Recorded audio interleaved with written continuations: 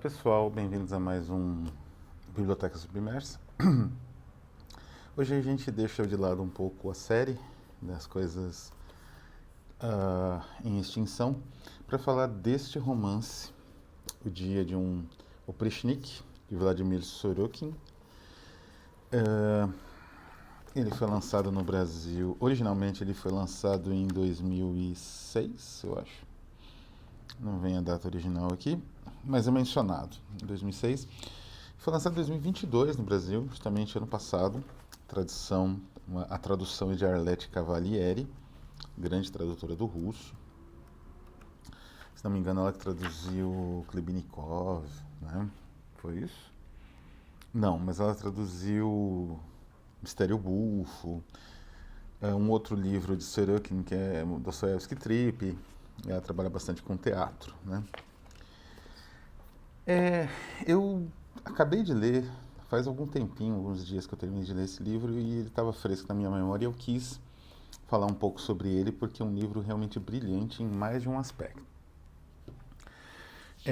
Mas antes é necessário contextualizar algumas coisas, né? O autor, que a gente tem de biografia dele na internet e tal, e no livro também é mencionado, tem um pós-fácio assinado pela Arlete Cavalieri que é muito bom, né? O pós-fácio é muito...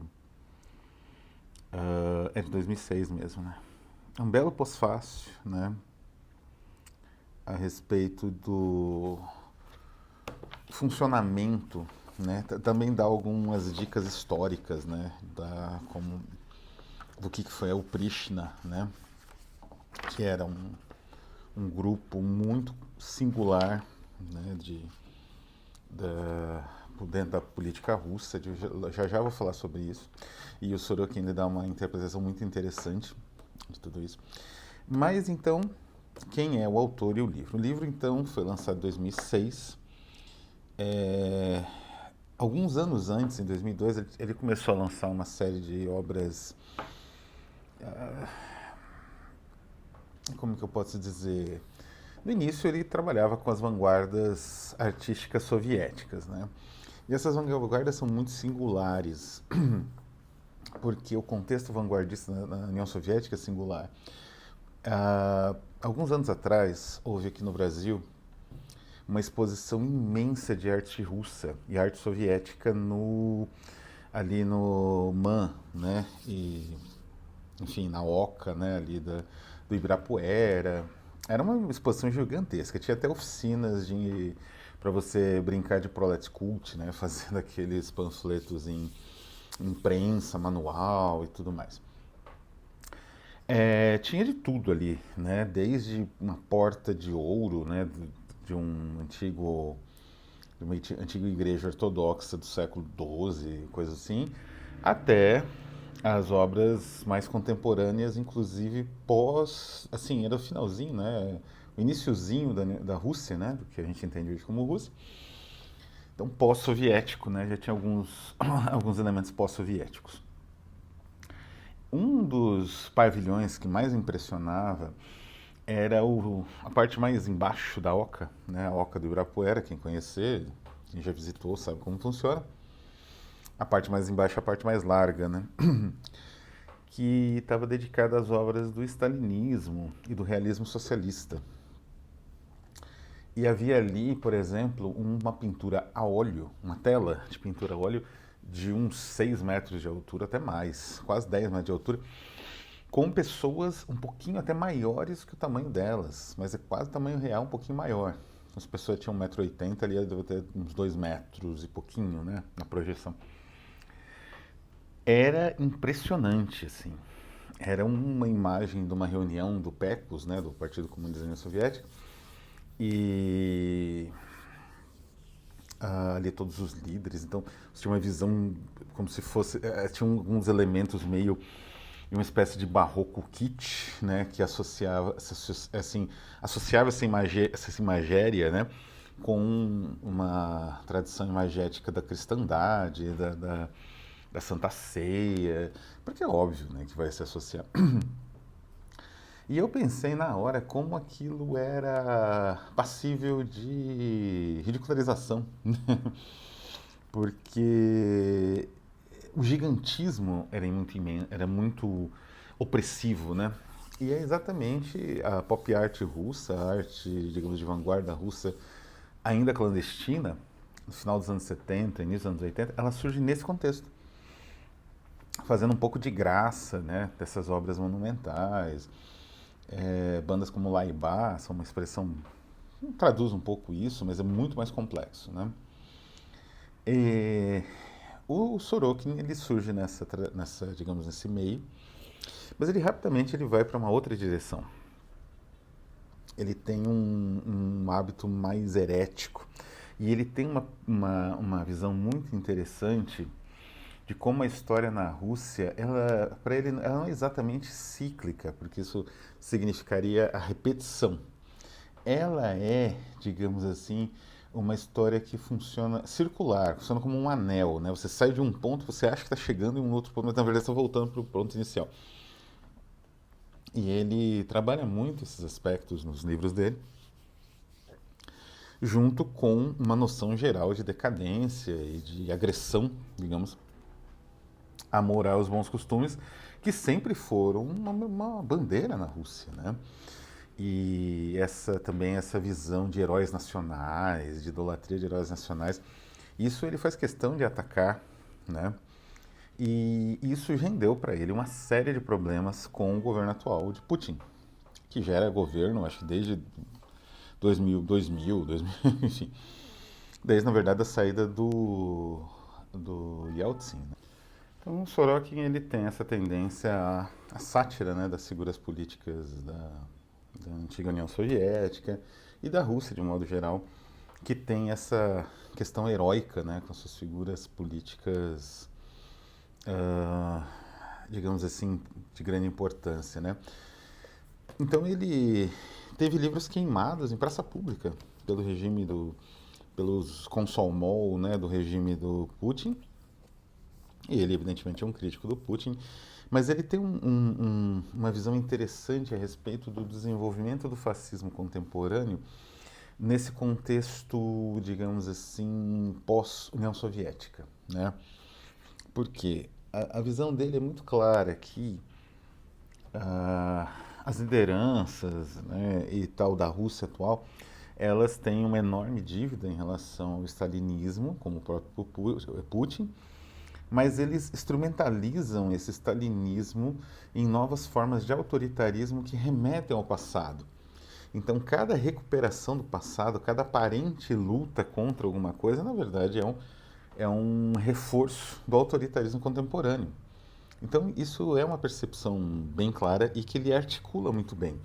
E ele articula narrativamente nesse formato que eu falei, que é uma Idade Média projetada no futuro.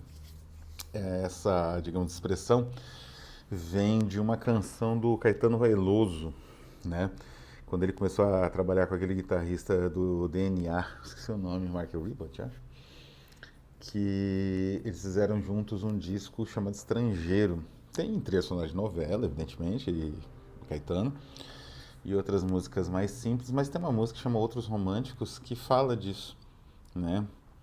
Desses outros românticos, que me parece que é uma homenagem ao Nick Cave até por alguns momentos da música, da letra, né, da música. Mas eu acho essa imagem perfeita, porque no caso do Sorokin, porque ele projeta uma Idade Média no futuro, né, que é exatamente o que ele faz no dia de um Prochnik. Posto isso, né, posto a estratégia que ele usa para essa desconstrução, né, na verdade uma espécie de demolição de certos princípios autoritários da sociedade russa, resta a gente falar um pouco do que é um Prushnik e o que exatamente isso significa. Ah, o livro ele tem várias relações possíveis, né? Dentro da literatura russa tem o dia de... Tem ah, ele menciona até algumas influências, inclusive um do Solzhenitsyn, né? O dia de... eu não lembro agora o título, mas é a história de uma pessoa que é presa pela NKVD, e é depois, bom, mais ou menos a história do próprio Solzhenitsyn, né? É um conto, ou uma novela, acho. E outros livros, assim, que tem essa tradição do dia, né? Isso tem uma coisa até meio forte na literatura russa, mas digamos, um fragmento do cotidiano, né? Isso vem desde o Gogol. Mas aqui é o dia de um oprichnik. O oprichnik é o membro da Oprishna, né? A Oprishna, isso é muito interessante, era uma espécie de... Aí que tá, é difícil você definir um pouco, né? A Oprishna ela tá diretamente ligada à ascensão ao poder de Ivan o Terrível, né? O célebre, o primeiro, na verdade, czar de todas as Rússias. Não existia esse título, ele foi o primeiro e que unificou a Rússia, né? Esse czar. Ele é uma figura idolatrada pela liderança política local. O próprio Stalin encomendou para o Eisenstein um filmes para idolatrar ele, Stalin, através da figura do Ivan, que ele idolatrava. Né? O Stalin tinha o Ivan como grande líder. E, de fato, o Eisenstein é completamente eficiente nessa missão, porque na primeira época, né, seria na primeira parte, porque tem uma cena de coroação que é a coisa mais... É até difícil definir, né? A cena de coroação do Ivan na visão do Eisenstein, né? Do filme Ivan o Terrível, porque aquilo ao mesmo tempo é bonito, é imponente, ela está resvalando já os sentidos, né? Das roupas, para uma espécie de projeção no mito, digamos, outra esfera de compreensão da realidade. Então é um filme sensacional, mas é um filme de idolatria do Stalin através da figura histórica do Ivan. Provavelmente o Sorokin deve ter visto muito esse filme do Eisenstein e ele justamente faz uma espécie de sátira de anti-Ivan terrível. Então o Prochnik, ele era uma guarda, aí que tá, ele era uma mistura de guarda, de classe social e de grupo político articulado em torno do Ivan Grozny para fazer a segurança dele e ao mesmo tempo para espalhar o terror contra os inimigos do Ivan, que eram quem? Basicamente os boiardos, que eram os nobres russos na época, alguns tropas estrangeiras, opositores de consciência, opositores políticos ali relacionados ao campesinato, por exemplo, algumas lideranças religiosas, então eles faziam o terror dessas pessoas. Né? Essas pessoas viviam com medo, né, dos oprochniks. Os oprochniks, eles cavalgavam pela Rússia, esse é o meu gato, eles cavalgavam pela Rússia com uma cabeça decepada de cachorro, né? Decapitavam um cachorro, punham no cavalo, punham também algumas vassouras, tem toda uma simbologia, né? Usava essa roupa meio negra, né? Meio luxuosa de nobre, porque como eu falei, eles eram uma mistura de classe social, grupo político e guarda de honra, ou guarda pessoal, né? E aí eles caminhavam pela Rússia, né? Eles cavalgavam pela Rússia com essas indumentárias, impondo as leis e a vontade do Ivan, do czar, né? Então, qual a ideia então do Sorokin? Inclusive digamos a reimaginação dos oprichniks aqui é perfeita, idêntica àquilo que a gente imagina dos oprichniks durante o reinado do Ivan o Terrível, né? Só que eles usam carro, eles moram em vilas, parece dachas, né? Aquelas propriedades grandes nos subúrbios ricos de Moscou que eram do Politburo, dos membros da nomenclatura russa, né? Então ele atualiza, é interessante isso, né? E ele vai fazendo um processo de mescla do passado medieval, né, russo com a atualidade russa, que ao mesmo tempo se projeta em, digamos assim, domínios que se revelaram bastante, digo proféticos, mas ele identificou cedo tendências que são exatamente as tendências que se revelaram no desenvolvimento do governo Putin. Então, essa aproximação da China, uma aproximação meio dependência, essa rejeição completa do Ocidente, ao ponto de você não usar mais nem a moeda, né? Não poder mais usar dólar ou euro, esse isolamento completo, né? O Sorokin, ele nasceu e a primeira, digamos, adolescência dele ainda se deu sob o regime soviético. Então digamos assim, testemunhou a ascensão do Putin, ao mesmo tempo que ele alimentava grupos de extrema-direita e grupos neofascistas russos, ligados especialmente ao Dugin, ao tradicionalismo, né? Essa espécie de visão olavística em versão soviética, russo-soviética, né? E é isso que ele faz troça, né? Porque é como se você quisesse que a Rússia voltasse para a Idade Média, só que no século XXI. Então ele faz exatamente isso. Tem alguns momentos que são impagáveis, porque essa mistura ela não é só temática, vamos dizer assim, né? Que é aquela questão muito séria que as pessoas entendem como séria, pelo menos, como de world building, né? Preciso construir um mundo que seja ao mesmo tempo, vai ser punk o quê? Tem que ser passado. Não, no Sorokin não se importa com essas denominações, são inúteis. Para ele é mais importante fazer essas fusões, ver até onde elas podem ir. Então, um ponto interessante, por exemplo, é quando eles usam uma droga, na verdade, uma espécie de peixe ou parasita, não sei, que vai para o cérebro. E no momento que esse peixe parasita entra no cérebro e faz a reprodução dele, é que dá as alucinações. São poderosíssimas. São alucinações coletivas, então a descrição da alucinação é um longo poema em rima simples, né?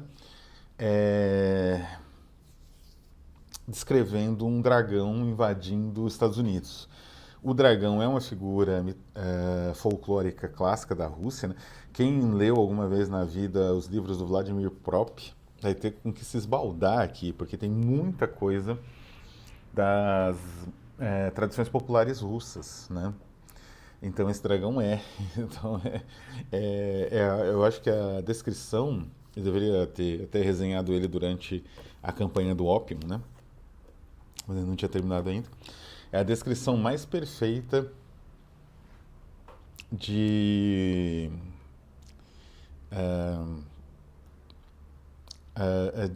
quer dizer, a descrição mais diferente, mais única de pessoas dominadas por um narcótico alucinógeno em algum lugar, né, fazendo alguma coisa. Essas aí estão tendo um sonho, uma espécie de alucinação coletiva representada na forma de uma poesia popular russa.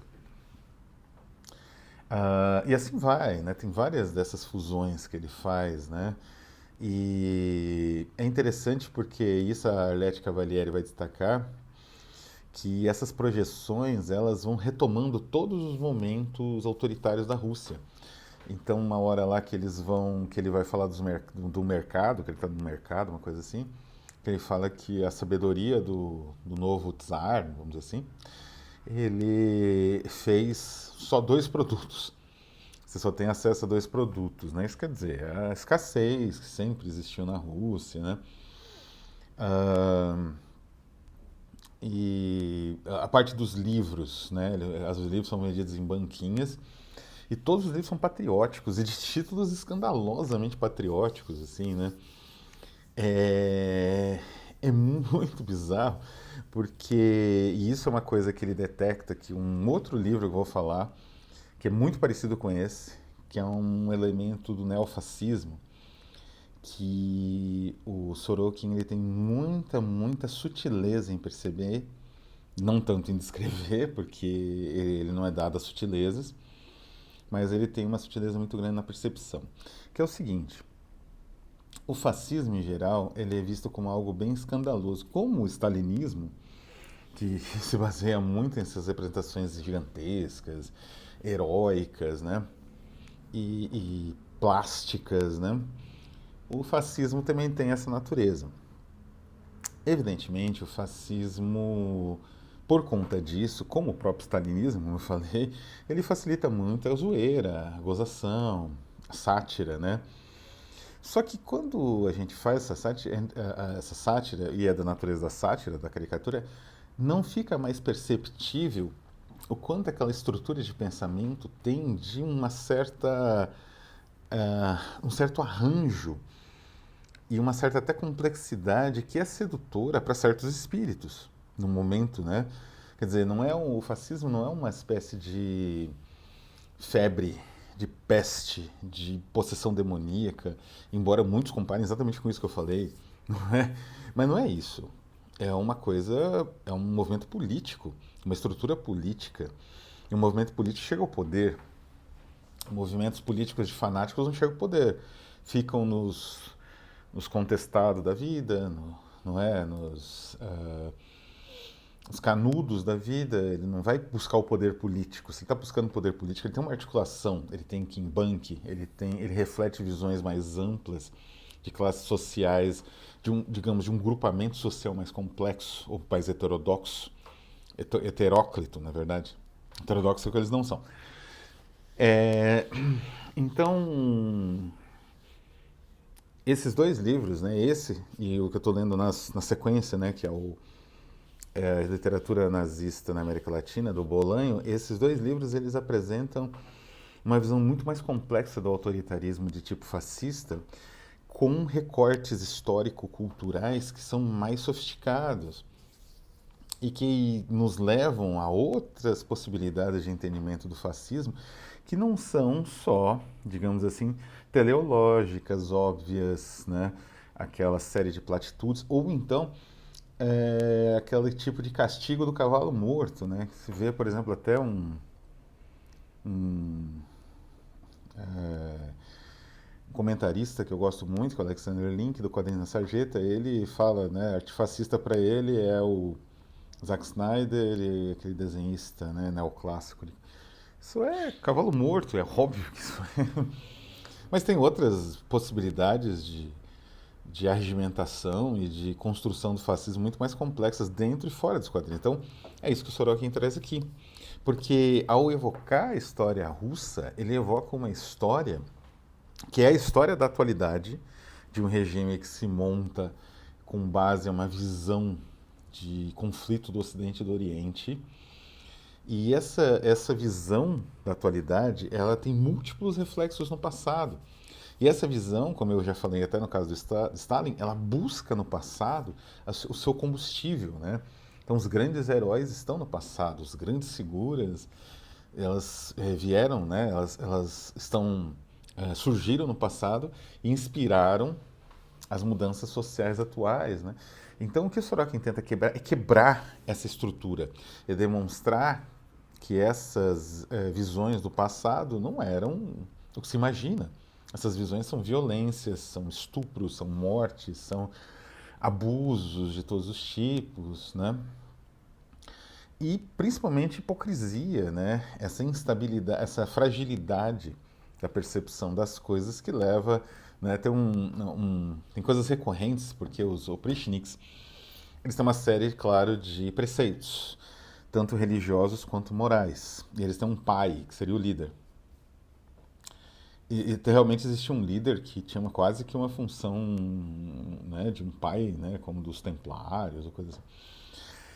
Mas esse líder, então ele impõe, né, essas regras morais e eles não seguem.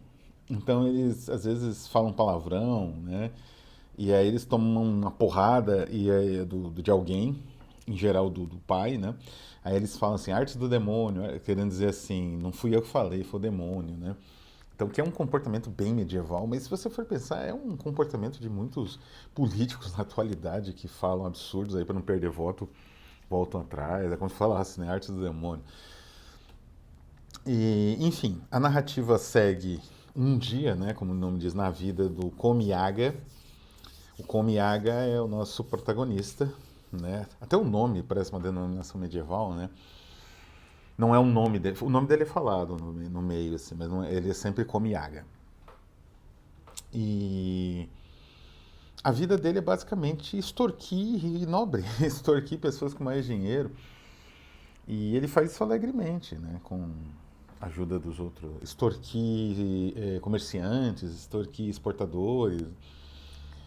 E Ah, enfim, ele tem toda a estrutura, até o misticismo russo, né, do Rasputin lá, do Rasputin, essas figuras meio bizarras da política russa, de vez em quando aparece. Tem aqui também uma pessoa que vê o futuro, queima livros para fazer o aquecimento da casa. Enfim, é uma obra muito complexa, muito elaborada e que trabalha uma ideia, uma fusão de Idade Média com futurismo que é muito, digamos assim, original e que te pega de surpresa em vários momentos, né? É uma leitura até bem fluida, bem ágil.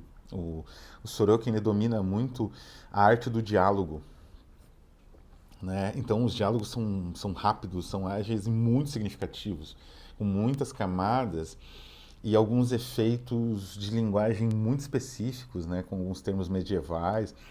Felizmente, a edição da editora 34 e a tradução, né, a tradutora era de Cavalieri, presta atenção a isso e tem notas, né, para você não perder certos efeitos, né? Como no caso do Brava Gente, que é uma espécie de Consomol, né? Consomol era a juventude comunista durante a União Soviética, mas um pouco mais que isso, mas vamos simplificar, né? E tem uma espécie de Consomol aqui que eles chamam de Brava Gente, que é muito engraçado. E o livro, ele é, como eu falei, ele é brutal, mas ele é cômico também, e é um pouco da intenção do autor, né? Então, é uma obra única, recomendo, principalmente para quem quer fugir dessas caracterizações assim muito binárias de fascismo, né? Bem e mal, e tentar entender o fascismo como um movimento histórico mais complexo e que tem muitas camadas e que vai variando de país para país, conforme ele vai se apresentando, digamos assim. Então é isso, vou ficando por aqui, um abraço a todos e até a próxima.